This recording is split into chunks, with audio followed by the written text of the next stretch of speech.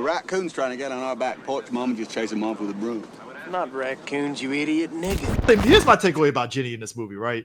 Yes, she was definitely dealing with some shit. The one thing I give her is this. She definitely wanted to keep Forrest distant away from her shit to a degree. Like, yeah, she'll come through. Okay. She did keep distance. She did that. She did. I'll give you that. You're right. She did. Took her to San Francisco when she was on a drug-fueled binge, but she did. She said, no, I'm good. I'm gone. And then when she was on that ledge, you know, she said, you know what? With the Skinner playing in the background. Yeah. Like, she's on the freaking edge of that, she's on the edge of that building. She's about to take that step off. And then she's like, you know what? I don't want this on Forrest's conscience. I'm going to step back. I don't even want to know the Alabama. What you doing, Jenny? Coming to Daddy's room. I don't want to know. When she stood outside, when Forrest got there, you knew some shit with Dan. Like, shh, he's drunk. He's asleep. Jenny! And it's like, oh, shit. It's going to be messed up what D's going to say, but this exactly, this came out of his mouth. Bring that mouth over here. God damn it. Oh, God. Look. I'm sorry. I am so sorry. Here's the thing. Much like the BMI scale, that shit needs to be ditched. All right. Like, normal is right here where the bottom of the line is. Forrest is right here. Jenny taught him how to read and got that dude going to college. And granted, the college did kind of, use him for football. You told her that his erection wasn't a bad thing? We all were not ready for that. We were not ready to see the implication of that. Okay, Mrs. Gump was nowhere as bad as Nancy Reagan. Okay, she was not the mouth of the South. Okay, let's not do that to Mrs. Gump. The way that he described what the Klan looked like. They put caps on their head to look like ghosts. I bet that was scary. You talking to a black woman about that, Forrest? He said all of this in front of a black woman on a park. A black woman. That's where the autism kicks in. He's just talking. Three Black Geeks are talking about one of our favorite directors, Robert Zemeckis, and this is his wheelhouse. He was really big on the computers and all that. It's kind of funny. I say James Cameron and Robert Zemeckis were really good at that shit, not knowing the floodgates they opened up for all of Hollywood to get goddamn lazy. He got a raw deal, but I understood it when everybody was making fun of the uncanny valley that is the Polar Express. Same thing with Beowulf. I like Beowulf. I like Beowulf. Even A Christmas Carol. Now, granted, I love A Christmas Carol because that was unhinged Jim Carrey. When what was that movie? The Dark Crystals. How they went a little bit. Or no, the Dark Wizard of Oz movie. Like Return to Oz. Return to Oz with a hint of Warriors of Virtue. Yeah. Oh God, man. Those are one of those movies where it would scare you just because of the imagery that it used. Man, I could go all. Mine too. Yeah. Yes, but it's a yes with a but with me when it comes to Veruza Balk. It's like, yeah. But while we're on the subject of her, that gum to teeth ratio and the smile and the Jack Napier Joker smile that she has. See, come on, man. It is not all that bad, all right? It is not all that bad. I'm just see. Here's the thing. See, D's thinking on it because he knows I got a point. I don't hear Veruza Balk. I hear Gary Busey going, "Go ahead, pull out that car." Gary Busey, Regenerator, couch casting. Don't let me win the Mega Millions. I will fucking contact Gary Busey and be like, Busey, I got a movie for you. What you need? You need from mocap. That's what you need before. All right, let's do this. I would. Why am I naked? Like, why am I wearing an all green shirt? It's like, why y'all make me? We're gonna make your ass naked, nigga. It's a long story. It's a long story here. It's a joke that Three Black Geeks got. I know you don't understand it, Mr. Busey. It'd be a picture of all three. Stop moving so hard. No, Eris. Look, Chris, shut up. Stop moving so hard. The little balls are falling off your face when we try to get this shot right, son. And then the post-production picture would be all four of us, and it'd be Gary Busey like he just drank something and his hair is all wild and shit. Like 5 hours in this green suit, I pissed right through it. All 12 of our loyal fans would get the joke. Everybody else on Twitter would be like, the fuck is going on here? Why are these black men with Gary Busey? See, this is why we don't give black critics stuff, because they just get white people to do their things. Oh, Gary Busey in the Regenerator suit. Yo, real talk. You know his titties are like present in the generator show. Hey, that green suit is showing everything. Look, God. spandex is not forgiving. Let me tell you something. Yo, man. The same thing is that it works because the jiggle physics in RE4 remake. It just and the fact they made him run. You know, Gary Busey. See, Gary me as Busey a gonna run like one of them Titans, you know. Oh God, they got the we catching a nigga in the cornfield pickup truck. You got a full on V8 Chevy, and y'all can't keep up with this dude. This man outran a lynching truck. Jump and tried out for the Alabama football team and got on because he outran the fucking wide receiver. Yep. Special teams. I love receiver. it. Bear Bryant looking like this. That's the fastest white man I ever seen. Sundown Town Week 12. Hi, my name is Cleus Gumpford of Cleus Gumpford Autos here down in Tuscaloosa, Alabama. Do you want to catch you some niggers? I understand that you do. We got the Sundown Town V12. It's a modified Ford pickup truck. Yeah, it got a couple dents in the front. That's because we got a couple of those coons that get hit by.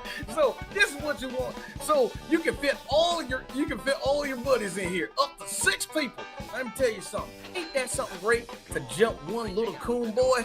You need 6 grown men to do that. Like first 60 customers will get the exclusive Thou Shall Rise Again red. Man. I'm the Negro you trying to catch. And even I think that's a deal. Thou Shall Rise Again red. Oh, so D, can we say that Alabama got like 4 Rose Bowls with Forrest being their guy? They had to go in a couple of bowl games. They went to the Cotton Bowl over this shit, man. I see what you did there, Cotton Bowl. I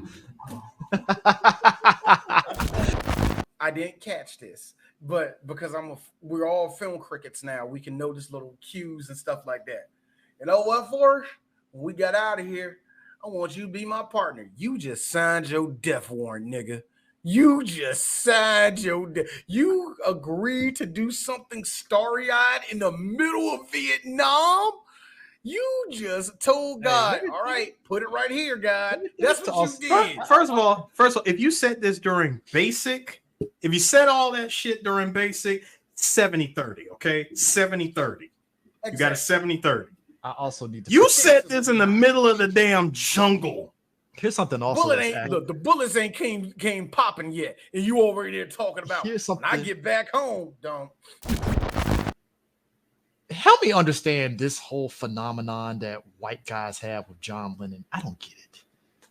I get the Beatles, right? I get the idea of the Beatles, right? I get it. But John Lennon, is it Yoko? Like, I don't understand it. No, Chris, it's their Tupac. Okay, look, man. So John Lennon was white Tupac, essentially. Chris, he did Imagine. Imagine. I don't know no John Lennon songs. I'm a nigga. I don't know.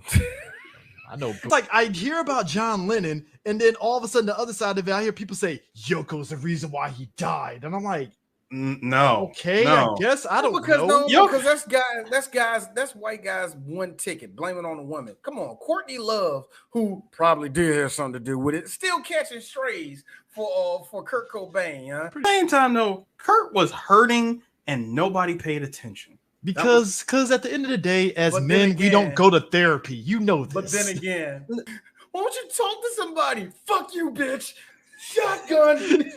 And that one person that one person who didn't read the room to see that Kurt Cobain was hurting, that said, "Dude smells like Teen Spirit." I'm like, oh God, man. Do you see this man is hurting, and now you're talking about "Dude smells like Teen Spirit"? Like, come on, bro. Like, they love saying that New York City is super secure.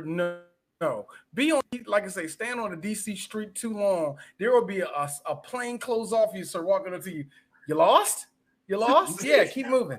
If you are standing on the mall longer than 20 minutes and it's just and a you're regular not day, playing nobody out there, frisbee, if you ain't frisbeeing or picnicking, get the hell out of here.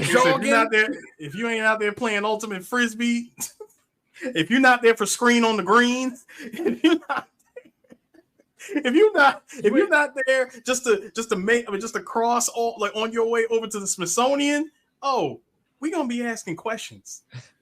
Like, first of all, if you were black, I would tell you I'm gonna shoot you in the face.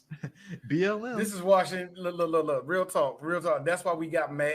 A lot of us in the city got mad what happened on January 6th, because we hear horror stories every other year of somebody that went the wrong way down there, and one of those Capitol Police is like, we hear that all the time. We had to hear that. We remember that one time with we talked about this before on 3BG, where that mom and her daughter just U-turned at the wrong direction and they lit that car up. But Bubba and the vegan Viking. My favorite one actually is Boomers and on back. Their favorite one is they always say reefer with an S. Reefers. Oh yeah. My mom says that because my grandfather still smokes weed, and she says reefer, and I'm like, Mom, they don't say reefer anymore. It's weed. It's marijuana.